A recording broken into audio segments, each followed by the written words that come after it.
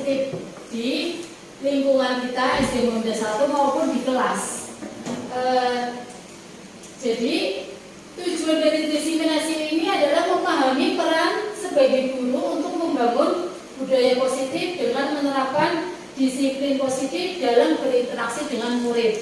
Jadi kita setiap hari kan berinteraksi dengan murid ya. Jadi kita menuntun atau membudayakan budaya positif. Meskipun sebenarnya kita sudah melakukannya setiap hari ya. Kemudian kesepakatan kelas nomor 1, seluruh peserta memiliki kesempatan untuk berpendapat. Setuju? Setuju. Kedua, berpikiran terbuka dan saling menghormati. Setuju? Setuju. Ketiga, jika ada peserta lain berbicara, maka peserta lain mendengarkan. Setuju? Setuju. Berpartisipasi penuh. Setuju? Setuju. 5, berpendapat setelah dipersilahkan. Setuju? Setuju. Yang terakhir, mengikuti sesi kelas dengan perasaan gembira. Bapak Ibu semua di sini gembira? Gembira. Masih ada tambahan lagi nggak? Apa cukup sampai nomor 6? Sudah. Cukup. Sudah, cukup ya? Ya cukup. Nah selanjutnya, mari kita berdiri untuk SDP.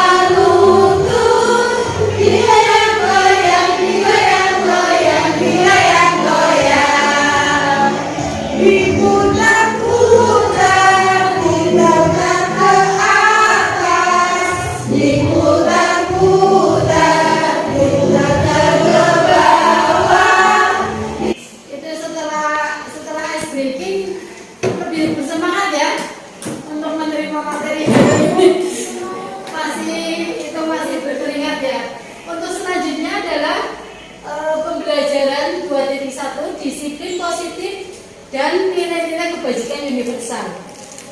Di sini perubahan paradigmanya menurut Stephen R. mengatakan bahwa bila kita membuat kemajuan perlahan sedikit-sedikit, ubahlah sikap atau perilaku Anda, berarti perilaku kita ya.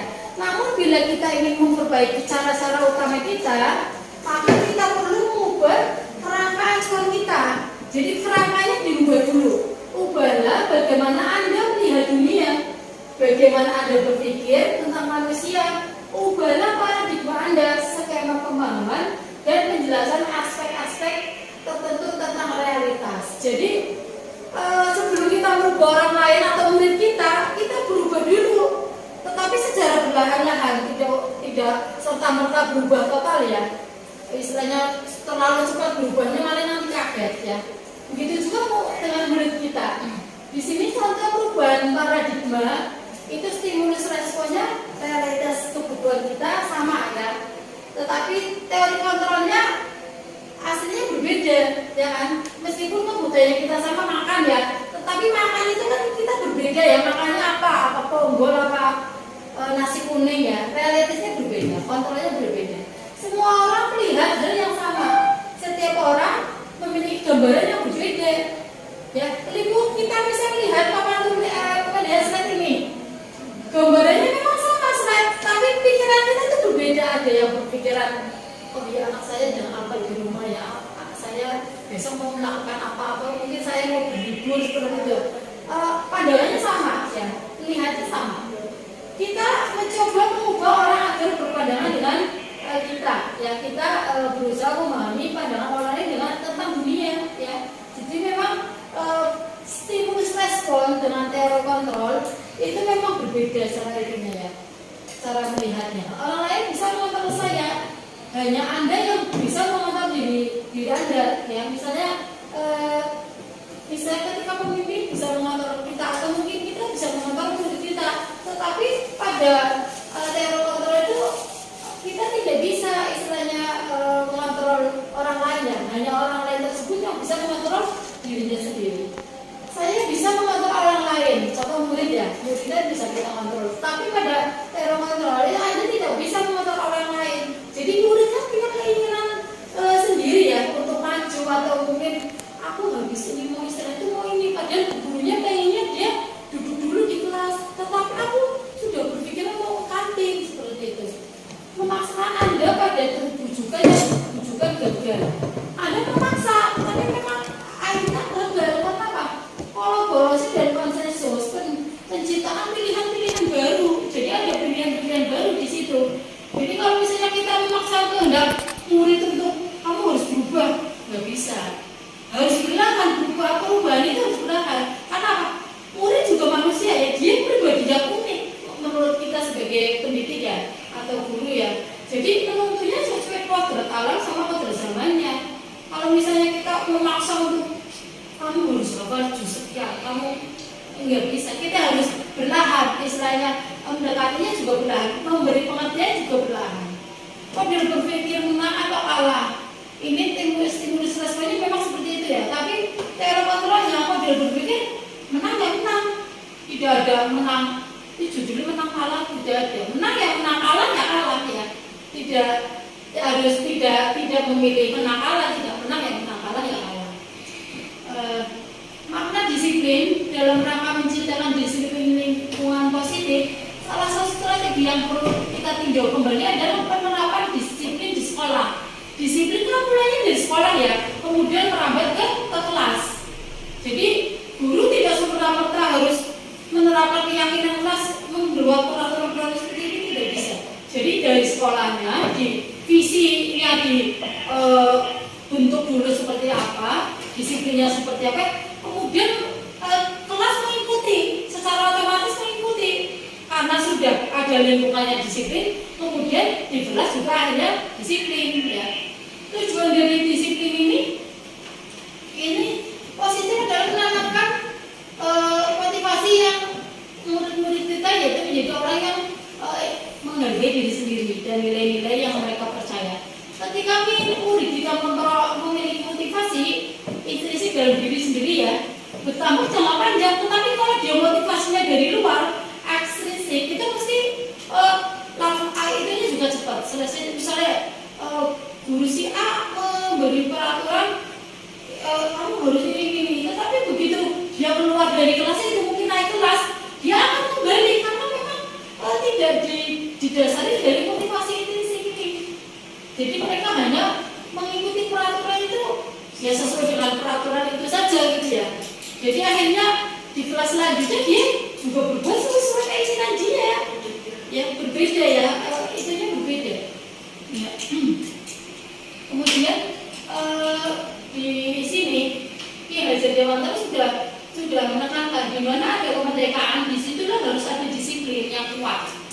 Sesungguhnya disiplin itu bersifat istilahnya menyimpan ya, istilah disiplin kita sendiri yang mewajibkan kita dengan sekeras-kerasnya, tetapi itu sama saja sebab jikalau kita tidak cakap melakukan disiplin, wajiblah penguasa lain mendisiplinkan diri kita, dan peraturan demikian itu yang harus di dalam suasana merdeka. Jadi suasana kemerdekaan itu harus terjadi di setiap alur-alur pengajaran yang kita lakukan di kelas. Jadi anak itu ya punya kemerdekaan, istilahnya itu malah sudah sesuai undang-undang ya, ada kemerdekaan murid istilahnya ini. Jadi guru tidak bisa menentang dengan istilahnya keyakinan kelas pun harus dibuat sesuai dengan alur anak-anak itu sendiri ya. Nah, nilai kebajikan universal di sini, nilai kebajikan universal ini telah diperanakan di ini ya. Kemudian nilai-nilai tersebut merupakan payung besar ya, pondasi dari sikap dan perilaku. Nilai kebajikan yang sifat manusia merupakan tujuan yang mulia dicapai setiap individu. Memang nilai-nilai kebajikan itu harus dimiliki oleh pelajar Indonesia atau murid Indonesia atau anak Indonesia. Karena apa? Supaya sesuai dengan profil pelajar Pancasila yang sedang digaung-gaungkan oleh pemerintah melalui kurikulum merdeka ini ya. Jadi memang nilai-nilai yang bersifat universal itu lintas bahasa, suku bangsa, agama maupun latar belakang ya memang harus digaungkan atau menjadi pondasi dari murid kita dalam melakukan kegiatan di sekolah atau di luar sekolah. Di sini ada nilai-nilai kebajikan sesuai dengan profil pelajar Pancasila yang mana guru-guru kita sudah mengetahui ya, dari beriman, yang pada Tuhan Yang Esa, kebijakan global, bergotong royong, mandiri, benar kritis, dan kreatif.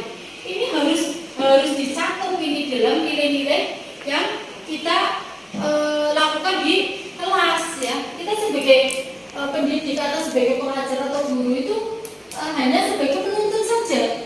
Jadi murid itu nanti mengeksplor dirinya sendiri dari kegiatan-kegiatan yang kita lakukan ya. Untuk lebih semangatnya, kita biar semangat kayaknya pada ngantuk ya. Iya, tepuk semangat. Semangat.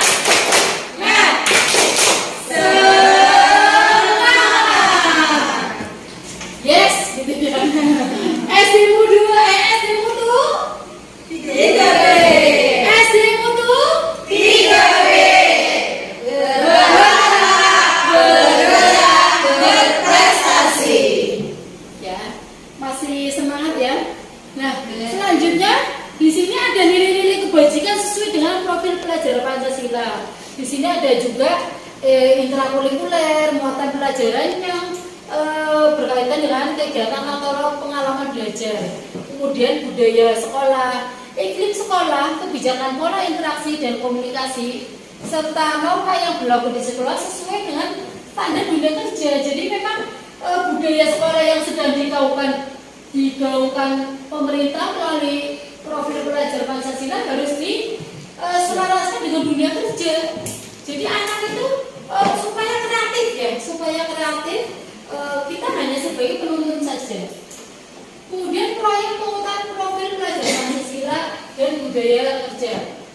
Di sini program lintas disiplin ilmu yang kontekstual dan berbasis pada kebutuhan dunia kerja. Lagi-lagi ini dunia kerja yang kita gaungkan. Makanya kita di sekolah penggerak ini setiap satu semester ya loka karya ya, ada loka karya. Di situ kan menampilkan karya-karya siswa ya yang untuk mengarahnya ke dunia kerja memang ya.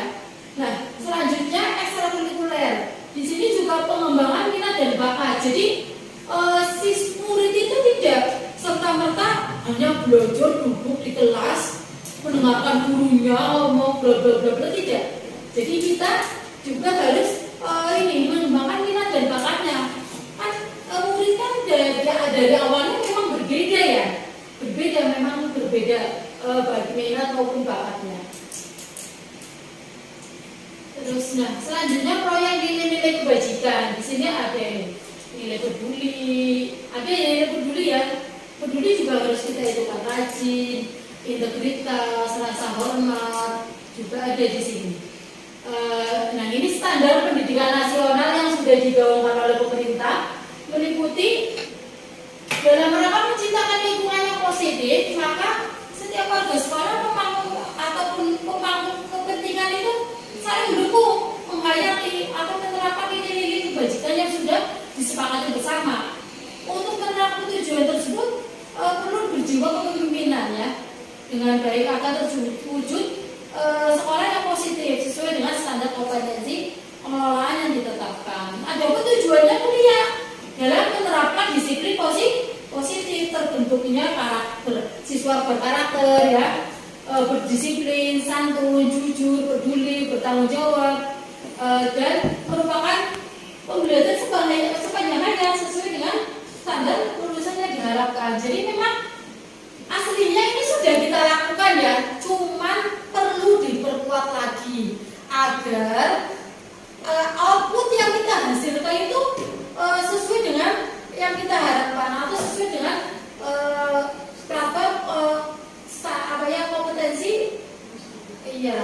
kompetensi nasional atau sesuai dengan profil belajar Pancasila.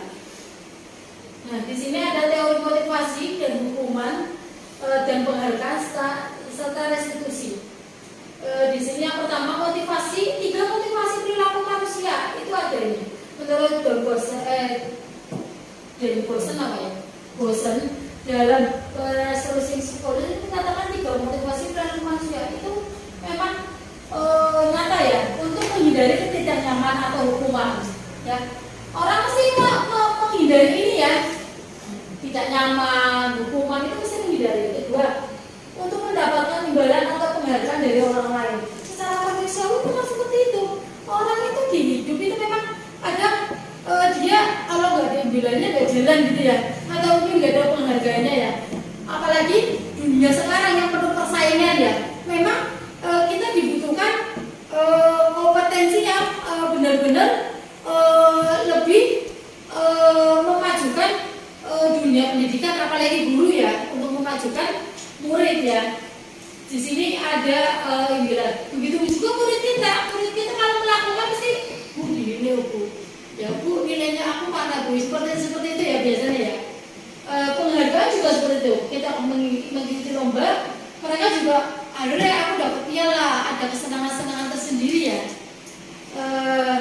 Untuk menjadi orang yang mereka inginkan dan menghargai diri sendiri dengan nilai-nilai yang mereka percaya. Jadi memang mereka ada nilai-nilai yang mereka pahami sendiri, sesuai dengan dunianya ya, atau sesuai dengan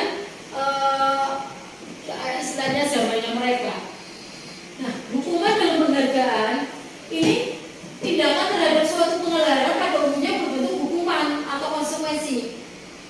Dan hal ini juga istilahnya kita terkadang di dunia pendidikan itu kadang hukuman kadang menjadi hal yang biasa ya. Aslinya itu sekarang tidak boleh menghukum anak ya.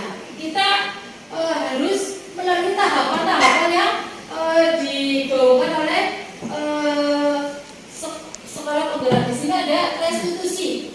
Restitusi adalah proses menciptakan kondisi bagi murid untuk memperbaiki kesalahan mereka, sehingga mereka tidak kembali ke kelompok mereka dengan karakter yang lebih kuat. Jadi kita itu tidak menjudge istilahnya anak ini perilakunya seperti ini, memang seperti itu, nggak bakal bisa dibetul, jangan seperti itu. Ada kalanya anak-anak itu butuh perhatian lebih dari kita.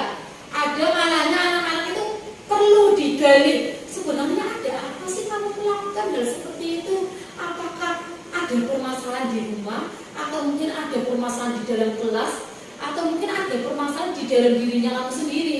Jadi memang kondisi-kondisi buruk tidak serta merta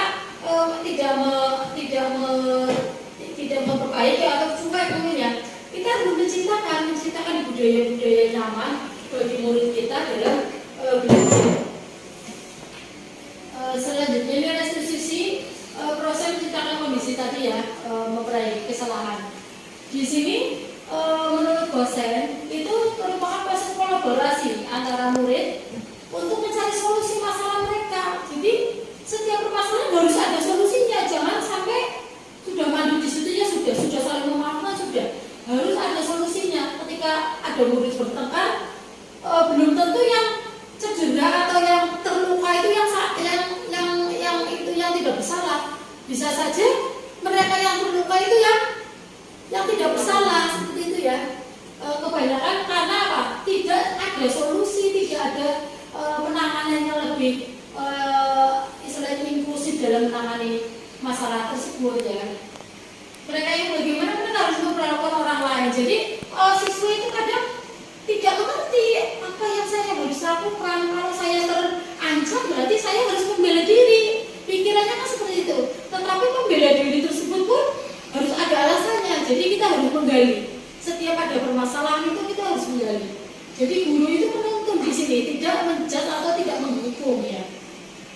Nah, selanjutnya di keyakinan kelas. Jadi sebelum kita melakukan pembelajaran di kelas, sebaiknya kita melakukan keyakinan kelas atau mungkin membuat kesepakatan kecil lah antara siswa. Bagaimana kalau misalnya kita tidak mengerjakan tugas, berarti kita melanggar kedisiplinan, atau mungkin kita tidak berangkat eskul, berarti kita melanggar apa. Jadi kita membuat keyakinan kelas, yaitu nilai-nilai kebajikan yang disepakati bersifat tersirat maupun tersurat. Jadi saling memperingatkan baik gurunya maupun muridnya ya. Jadi di sini nilai-nilai tersebut meyakinkan seseorang lebih memotivasi seseorang dari dalam. Jadi memang harus dari dalam diri siswa sendiri ya untuk merubah. Jadi kita enak kalau sudah ada keyakinan kelas yang kita buat, pasti semuanya itu berjalan sesuai dengan alurnya.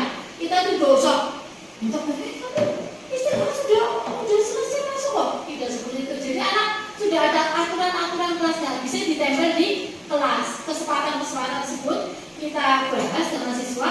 Kemudian sudah jadi kita konsep dengan bagus terus ditempel ke kelas. Jadi mereka keluar dari dalam dirinya sendiri, bukan kita yang membuat, tapi siswa yang membuat ketika awal pembelajaran. Jadi kita enak sananya. Karakter apapun yang kita inginkan itu pasti tercipta sesuai dengan profil belajar Pancasila yang kita harapkan. Jadi memang harus untuk selanjutnya di sini ada pembelajaran kebutuhan dasar manusia dan dunia berkualitas. Untuk bertahan hidup, orang mesti punya penguasaan apapun itu. Kalau kita sebagai murid punya penguasaan dalam pembelajaran mungkin ya, dalam mengelola kelas kita punya ya. Kemudian kesenangan. Setiap orang punya keinginan untuk kesenangan ya, misalnya kita berlibur atau mungkin murid juga seperti itu. Murid juga punya penguasaan. Memang murid-murid kita kan memang pribadi yang unik. Jadi penguasaannya pun berbeda-beda. Cara menanganinya pun kita harus berbeda, tidak disamakan ya. Kesenangan. Murid juga punya kesenangan. Misalnya istirahat, aku senangnya kalau istirahat tidak jajan, bermain di dalam kelas sama bu guru. Dan kita hormati, kita fasilitasi istilahnya seperti itu. Kemudian kasih sayang dan rasa diterima. Murid kita itu mereka membutuhkan kasih sayang kita ya. Jangan sampai kita pilih-pilih atau tebang pilih menyayangi muridnya. Harus sama, harus rata ya.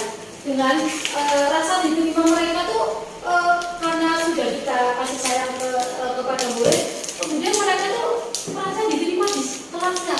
Guru sayang sama aku ya, aku berarti harus berbuat baik, aku berarti harus berprestasi.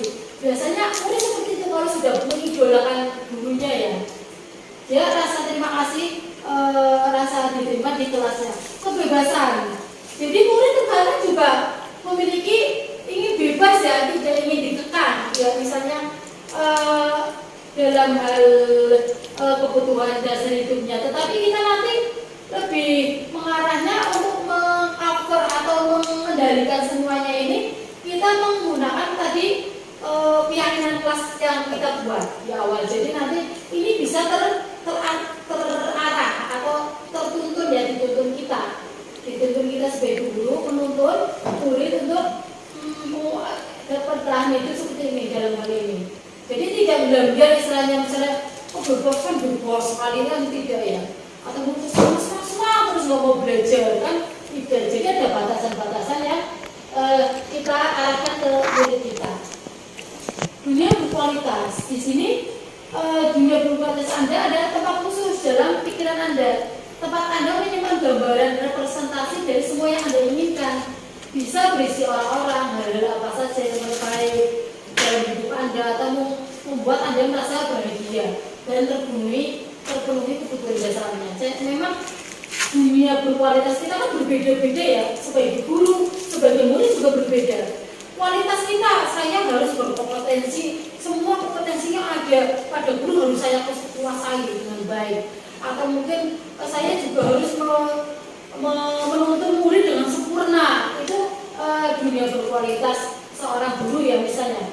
Atau juga bisa sebagai ibu rumah tangga juga, kita juga punya dunia berkualitas sendiri ya, untuk menciptakan keluarga yang sakinah mawaddah warahmah ya. Kemudian di ini restitusi dalam 5 posisi kontrol pembelajaran 2.5. Di sini ada pemberi hukuman, pembuat rasa bersalah, teman atau pemantau atau manajer. Jadi begini, ini dalam 5 restitusi ini kita dalam menghadapi masalah, apakah kita posisinya sebagai pemberi hukuman atau kita posisinya sebagai pembuat rasa bersalah atau pemberi hukuman. Biasanya kamu tidak mengerjakan PR, berarti kamu harus menulis atau kamu harus membersihkan WC. Itu berarti memberi hukuman kita. Tetapi kalau membuat dan yang selanjutnya, ini biasanya banyak yang saya lakukan ya zaman dulu mungkin ya. Kalau sekarang kan mungkin tidak ada buku beri hukuman. Membuat rasa bersalah. Jadi kita ke siswa, kamu tadi tidak membuat PR ya, jadi kamu nanti dibayangi yang hal-hal yang tidak enak supaya dia tuh merasa bersalah. Ini biasa juga dilakukan oleh guru, tetapi seperti di sini kan terkadang solusinya berbeda lagi ya. Bisa juga kita sebagai teman duduk bersama bareng. Apa sih sebenarnya masalahnya kamu? Kenapa tidak mengerjakan PR? Bercerita. Ya, kita posisinya sebagai teman. Nah, kalau sebagai pemantau ini biasa melihat situasinya dulu. Biasanya juga ini peran kepala sekolah di sini ya. Peran kepala sekolah yaitu memantau jika ada masalah yang dihadapi oleh guru di dalam kelasnya, kita melapor kepada kepala sekolah.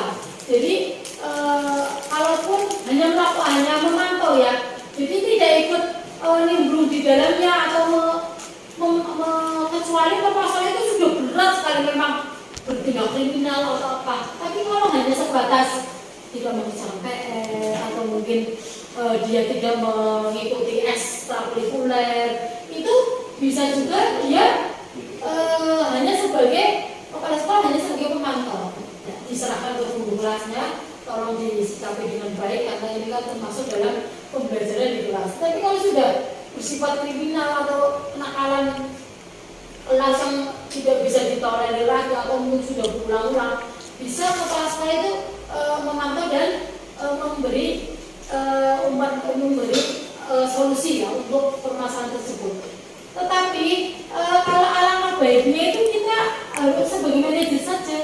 Kalau sebagai manajer itu kita mengelola istilahnya permasalahan tersebut, dibahas bareng-bareng dengan murid yang bermasalah, kemudian kita solusikan. Ini posisi yang paling tepat. Kita itu di kelas ya, harus sebagai manajer dari murid-murid kita. Manajer bukan hanya artis tau ya, tapi manajer murid juga ada ya. Jadi kita harus sebagai manajer dalam menangani permasalahan yang ada di murid kita. Selanjutnya di sini segitiga restitusi, ada validasi tindakan yang salah, menstabilkan identitas, menyatakan begini ya,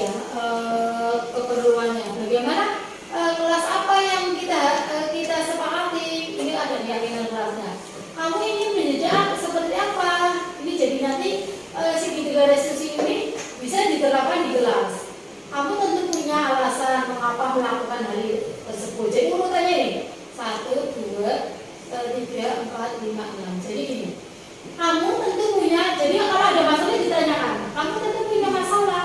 Apa alasannya? Jadi ditanyakan alasannya. Ya, adakah cara yang efektif untuk mendapatkan apa yang kamu butuhkan? Selain bertengkar itu ada cara lain enggak yang lebih efektif? Ditanyakan ke muridnya. Setiap kalau ada masalah itu kita gunakan segitiga restitusi ini. Jadi setiap orang pasti pernah melakukan kesalahan, tetapi kesalahan tersebut tidak menjadikan istilahnya murid tersebut menjadi merasa bersalah ya. Kamu juga bukan satu-satunya yang pernah melakukan hal tersebut. Bu guru juga pernah. Sekarang kamu. Jadi keyakinan kelas apa yang telah kita sepakati? Karena kesalahan tersebut, kamu berarti melanggar kesepakatan kelas yang kita sepakati. Ditanyakan, apa kesepakatan kelas yang kamu langgar di permasalahan ini? Jadi ditanyakan. Jadi tidak serta-merta kamu itu ada bertengkar itu kenapa? Jangan-jangan kamu ini memang dasar kamu sukanya bertengkar. Tidak seperti itu. Jadi ada urutannya. Kita menggunakan segitiga restitusi. Dan kamu ingin menjadi orang yang seperti apa? Kalau kamu berbuat seperti ini, tentunya kamu akan seperti apa? Jadi ditanyakan alasannya. Ditanyakan alasannya, kemudian kita mengikuti alur segitiga restitusi ini untuk memberi pembelajaran yang bersifat lebih efektif, istilahnya tidak menjudge murid yang bermasalah.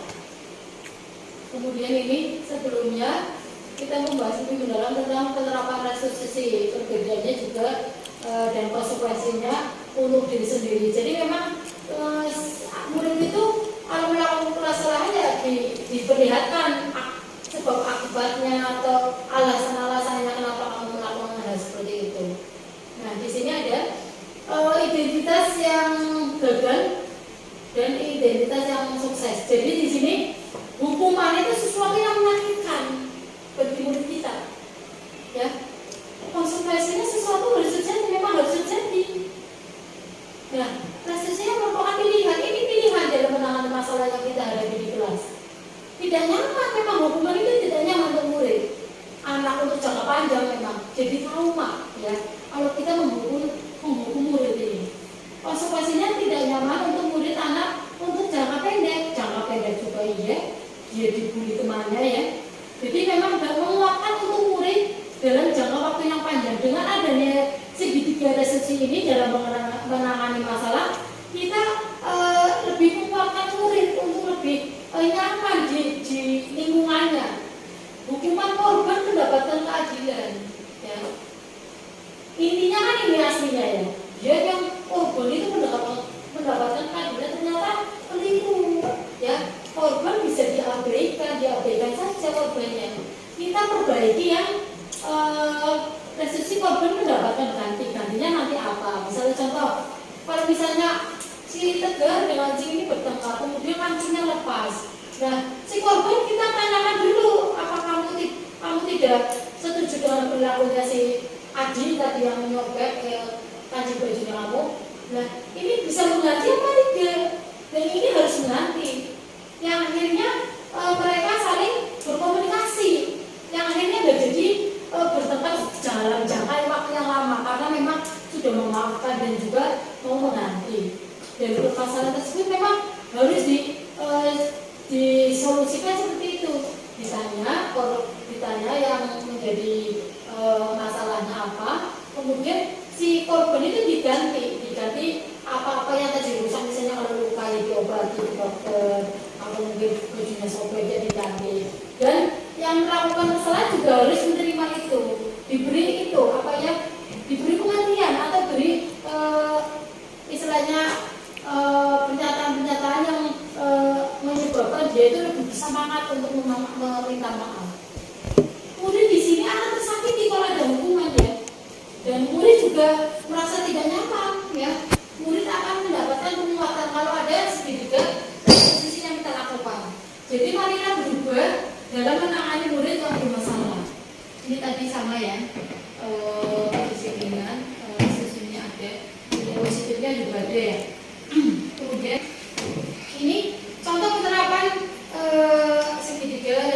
yang ini, yang saya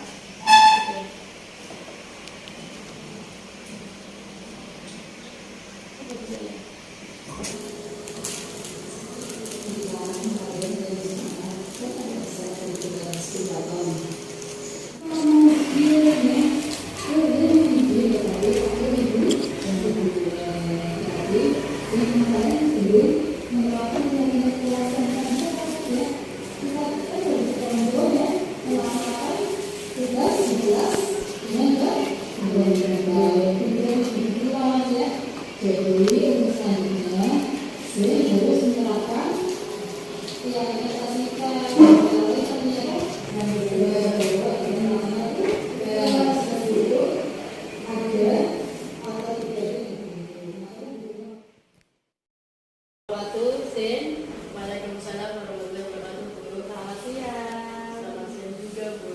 Saya tahu nggak dipanggil menghadap Bu Guru untuk apa? Tahu, Bu, apa? Tugas. Tugas apa? Bahasa Indonesia kemarin. Kenapa sih bahasa Indonesia kemarin? Aku nggak ngumpulin tugas, Bu. Kenapa tidak mengumpulkan tugas?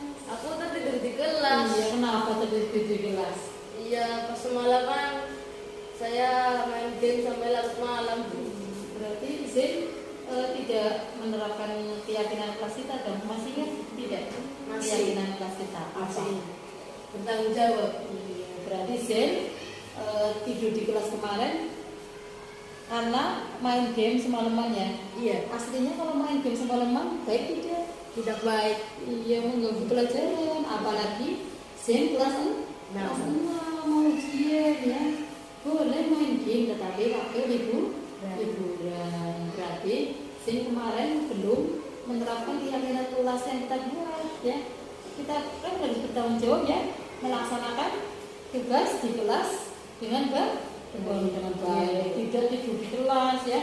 Jadi untuk selanjutnya Sin harus menerapkan keyakinan kelas kita. Antara lain tadi apa? Bertanggung jawab dalam melaksanakan tugas meskipun ada atau tidak ada Bu Guru. Kemarin kan Bu Guru memang ada rapat di luar ya. Jadi mohon maaf Bu Guru juga karena tidak menemani Zen yang sedang tidur ya di kelas ya. Jadi untuk selanjutnya agar Zen belajar lebih giat lagi atau lebih baik lagi, jangan bermain game semalaman. Boleh betul, tetapi hari libur. Nah, untuk selanjutnya belajar yang giat lagi ya. Terima kasih. Selamat beristirahat kembali. Wassalamualaikum warahmatullahi wabarakatuh. Waalaikumsalam warahmatullahi wabarakatuh. Assalamualaikum warahmatullahi wabarakatuh. Saya Azain dari kelas 6 Al-Jahis. Saya senang dengan penerapan keyakinan kelas yang Bu Farhah sepakati dengan teman-teman kelas. Saya semakin bertanggung jawab dalam melaksanakan tugas di sekolah dan saya akan selalu menerapkan kegiatan keyakinan di kelas. Wassalamualaikum warahmatullahi wabarakatuh. Kan ada ekstrakurikuler 10 tahun. Apakah kamu tidak mengikuti ekstrakurikuler di 10 tahun kemarin? Iya Bu, maaf soalnya saya buru-buru pulang karena diajak ayah pergi piknik semalam. Wah, senang ya. Pastinya Ibu Guru juga senang kalau diajak piknik ya ke malam. Nah, tetapi apakah kegiatan tersebut tidak melanggar peraturan sekolah? Karena kan waktu jamnya kegiatan eskul Hizbul Waton. Iya Bu, saya tidak mengikuti eskul Hizbul Waton tanpa izin. Berarti apa kamu masih ingat dengan keyakinan sekolah kita? Kalau misalnya tidak mengikuti ekstrakurikuler Hizbul Waton berarti melanggar peraturan tidak? Iya Bu, saya tidak ikut ekstrakurikuler Hizbul Waton tanpa izin. Ya, berarti kamu tidak menerapkan keyakinan sekolah kita. Stop. Diva, kamu masih ingat nggak dengan keyakinan sekolah kita? Tadi mengikuti kegiatan sekolah Bu. Kira-kira apa yang belum kamu terapkan? Ketertiban ya? Iya, berarti dengan tidak mengikuti ekstrakurikuler Hizbul Waton berarti kamu sudah melanggar tata tertib sekolah. Iya. Nah, kira-kira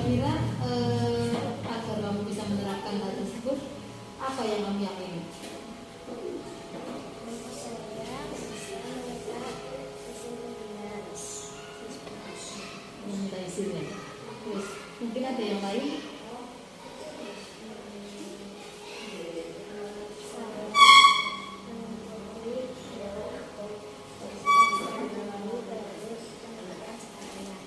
Malamnya berarti ya, sorenya kegiatan HW, malamnya baru mengikuti tanya. Nah, berarti kamu sudah paham ini tentang tata tertib yang ada di sekolah kita, ya tidak? Iya.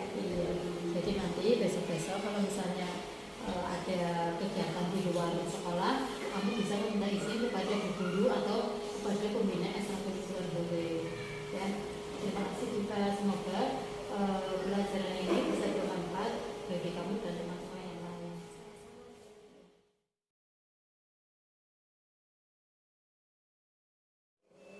Assalamualaikum warahmatullahi wabarakatuh. Saya Diva, saya kelas 6 Al-Jahis.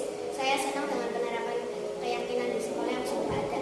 Dengan perhatian yang diberikan Bu Farha sebagai wali kelas saya tertib dalam mengikuti kegiatan sekolah karena Bu Farha sudah memberikan perhatian kepada saya. Wassalamualaikum warahmatullahi wabarakatuh. Selanjutnya, setelah kita tadi menyaksikan video tentang pelaksanaan segitiga restitusi, dari teman-teman ada yang mau bertanya tentang paradigma positif atau mungkin pelaksanaan budaya positif nanti di sekolah kita itu bagaimana, atau mungkin ada perubahan seperti itu. Silakan, ada yang bertanya? Untuk tepuk semangat.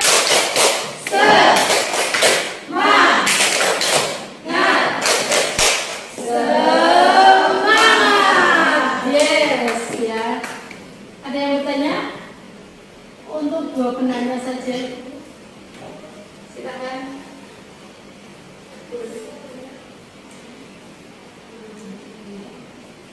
Dari pemaparan saya dari awal sampai akhir, sampai tadi ada contoh kasus penerapan segitiga restitusi yang saya lakukan di kelas 6.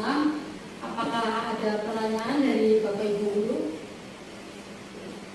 Ya, Bu Ismira, silakan. Terima kasih kepada Saudara Farha yang telah memaparkan penjelasan tentang apa sih segitiga restitusi. Yang di sini saya mau tanyakan, mengapa seperti itukah segitiga restitusi? Mengapa perlu kita menerapkan segitiga di sekolah gitu, Bu? Di sini mengapa kita harus melakukan di sekolah? Karena dalam hal ini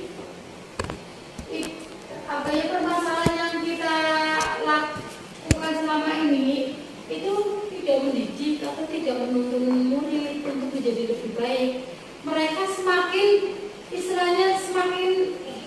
merasa bersalah istilahnya, atau mungkin ada juga mungkin dia anaknya balas dendam, ya, karena apa? Guru saya tidak sayang sama saya bersalah, tetapi kenapa saya tidak bersalah, kenapa saya yang disalahkan?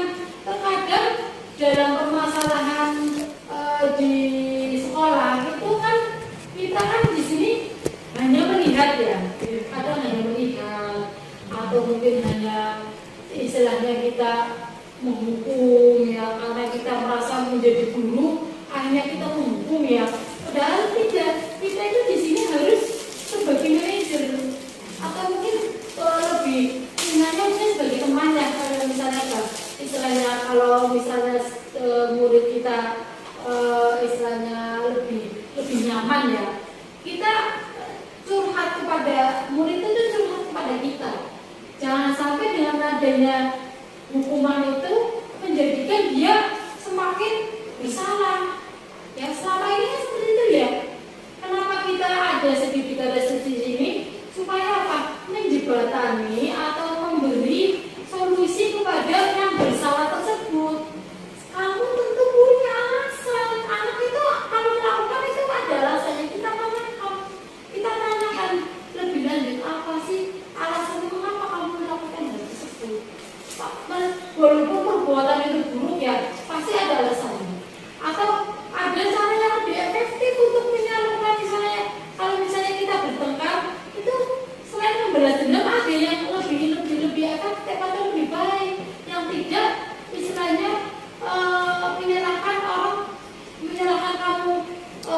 dengan perbuatan kamu, ya. Jadi dengan adanya segitiga restitusi ini, kita menyelamatkan si pelaku, ya. Kita menyelamatkan pelaku supaya tidak berbuat seperti itu lagi di kemudian hari. Kita sebagai manajer di situ. Jadi anak tidak ada istilahnya trauma. Padahal aku tidak bersalah. Dia yang korban itu, dia memang kelihatannya korban, tetapi aslinya dia yang bersalah. Seperti itu kayak yang tadi menyobek anjing baju ya, itu aslinya dia karena mengejek duluan ibu. Akhirnya saya ke istilah juut ya, gembrot ini bisa mengejek aku, bisa membuli saya sih. Akhirnya saya tarik anjing bajunya. Tapi kita melihatnya kan yang korban kan, yang bajunya sobek siapa? Nah itu yang bersalah, biasanya kan seperti itu. Padahal belum ditelusuri. Jadi dengan adanya segitiga restitusi ini, kita pelaku tersebut menjadi lebih terarah. Istilahnya apa alasannya? Apakah kamu bisa memperbaiki kesalahan kamu?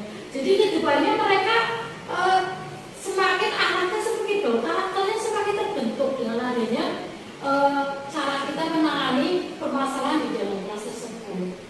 Jadi memang cara-cara lama setidaknya lebih diperbaharui dengan adanya segitiga restitusi ini. Ya, ada pertanyaan lain? Terus dari itu kan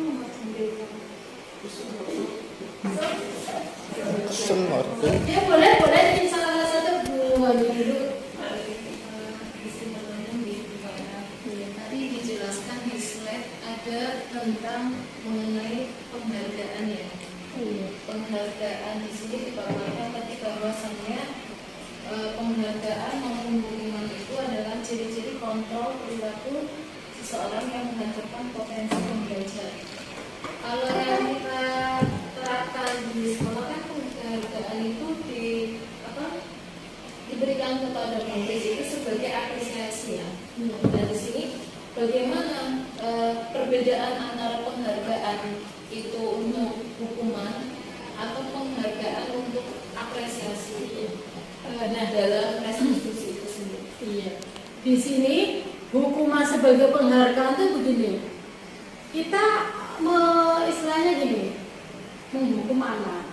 Menghukum itu dengan penghargaan, yaitu dengan istilahnya dengan bukan berarti piala ya di sini ya. Di sini penghargaan itu bentuknya ketika ada masalah, kita menghukumnya dengan istilahnya penghargaan. Misalnya kamu saya hukum dengan mendapatkan bintang 5, itu misalnya gitu. Jadi hukuman itu diartikan tidak hukuman itu menghukum dengan dipukul, tidak dihukum dengan istilahnya penghargaan kepada yang sudah melakukan hal baik atau hal positif di lingkungan sekolah. Terus tadi yang tadi apa? Penghargaan terus kalau penghargaan itu kan identik dengan sesuatu apresiasi positif ya. Dari sini kan tadi kan hukuman. Nah, bagaimana perbedaan antara hukuman yang berupa penghargaan untuk hukuman dengan yang apresiasi? Yang apresiasi kita bisa hukuman dengan penghargaan itu bisa dengan istilahnya mengucapkan hal-hal baik, misalnya bagus ya kamu melakukan hari ini, guru hukum kamu dengan penghargaan yang istilah bintang. Nah, apresiasi itu bisa dia tuh misalnya melakukan mengapresiasikan hukuman tersebut lebih ke sikap ya, sikap istilahnya lebih berbuat baik, kamu berarti hebat ya, nanti selanjutnya seperti ini untuk istilahnya membuat dia walaupun kata-katanya hukuman tetapi memang dalam hal ini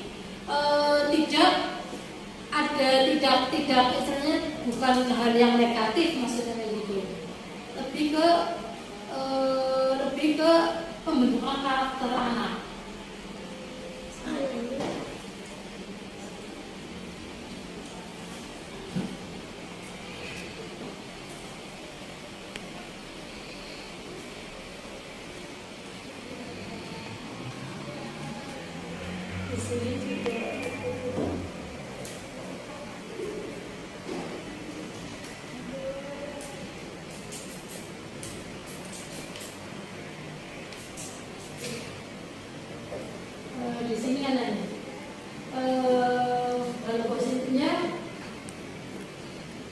mendorong anak-anak juga dalam melakukan hal-hal positif ya, lebih mengarah ke positif.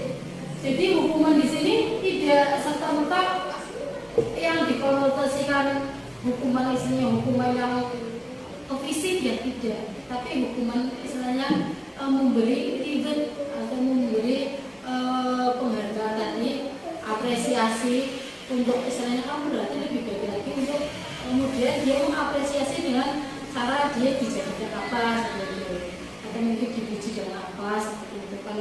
Kalau misalnya yang tadi penghargaan bisa diberi juga dengan bintang 5 atau mungkin cap ada cap ya, dikirakan biasanya seperti itu. Ada pertanyaan lagi? Iya.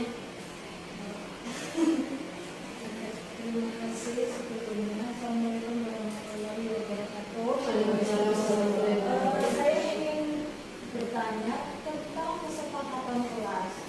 Ketika kita sudah menerapkan kesepakatan kelas di dalam kelas, akan tetapi ternyata seiring berjalannya waktu, ternyata apa yang kita sudah terapkan tersebut, misalkan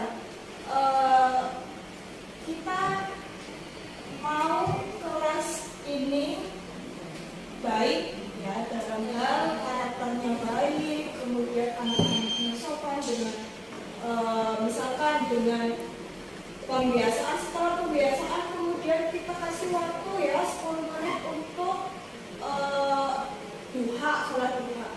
Kemudian kita kesepakatan kelas bahwa yang tidak sholat duha akan begini-begini, atau misalkan yang berkata kasar atau berkata saru misalkan kayak gitu akan kita kurangi poinnya. Misalkan dalam satu semester kita kasih 100 poin misalkan. Kemudian ketika si anak tersebut berkata kasar, maka poin tersebut akan berkurang. Misalkan kita bikin rank, kalau berkata kasar misalnya berkata kasar binatang akan berkurang 5 poin, atau misalkan mengejek orang tua akan berkurang misalkan 10 poin seperti itu. Ketika 3 bulan pertama itu bisa anak-anak masih kondusif, tapi ternyata setelah 3 bulan selanjutnya ternyata kok itu ya banyak, sepertinya akhirnya anak-anak itu kayak kok tidak adil ya, kayak gitu loh.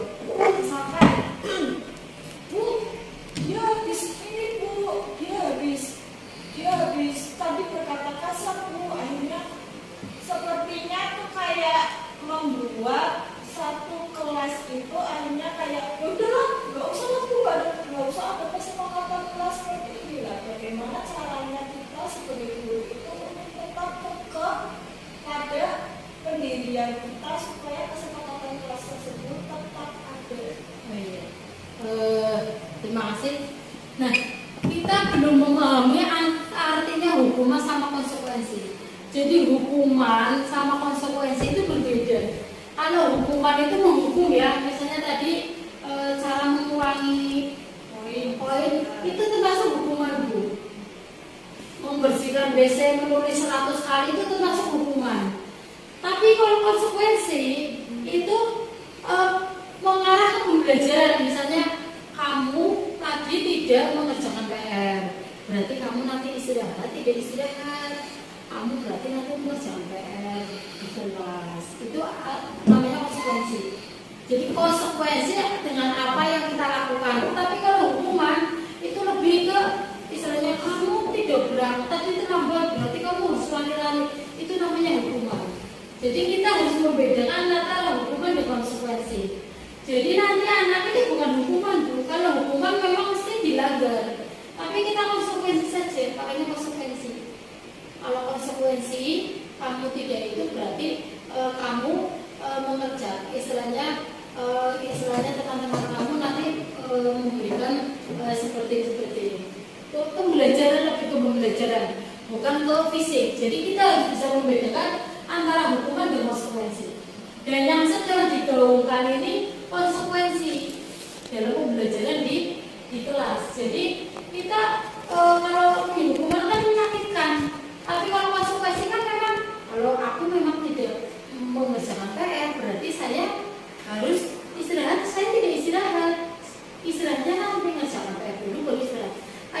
tadi konsekuensi yang tidak berjalan, kita tidak bisa memaksakan kehendak murid untuk melakukan memperlancar konsekuensi tersebut, tidak. Yang dengan lakukan tadi itu termasuk hukuman. Jadi mengurangi poin, mengurangi itu hukuman. Jadi kalau misalnya kita lebih ke konsekuensi, anak lebih jadi gini loh. Kesepakatan keyakinan kelas tadi muncul dari dalam diri siswa, bukan dari kita. Kalau yang mendengar tadi umumkan berarti dari diri sendiri, anak begitu ini tidak. Jadi kalau sudah muncul dari dalam siswa, istilahnya yang mereka sepakati, insya Allah atau akan istilahnya anak secara tidak langsung sudah mengikuti kesepakatan dia yang membuat seperti itu. Jadi konsekuensinya juga kita ungkapkan nanti konsekuensinya apa, bukan hukumannya.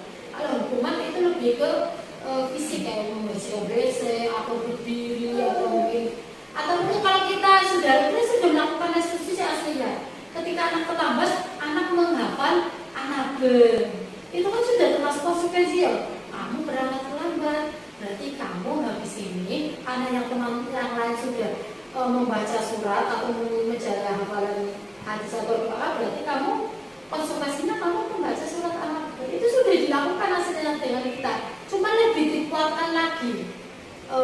Segitiga penerapan segitiga restitusi ini atau mungkin keyakinan kelas kita seperti itu. Jadi harus bisa membedakan antara hukuman dan konsekuensi. Gimana, sudah selesai? Demikian pembahasan hari ini tentang budaya positif, disimulasi aksi nyata 1.4. Terima kasih, semoga pemaparan hari ini bermanfaat. Jika ada salah kata atau mungkin perbuatan saya yang kurang menyenangkan, saya mohon maaf sebesar-besarnya. Wabillahi taufiq wal hidayah. Wassalamualaikum warahmatullahi wabarakatuh.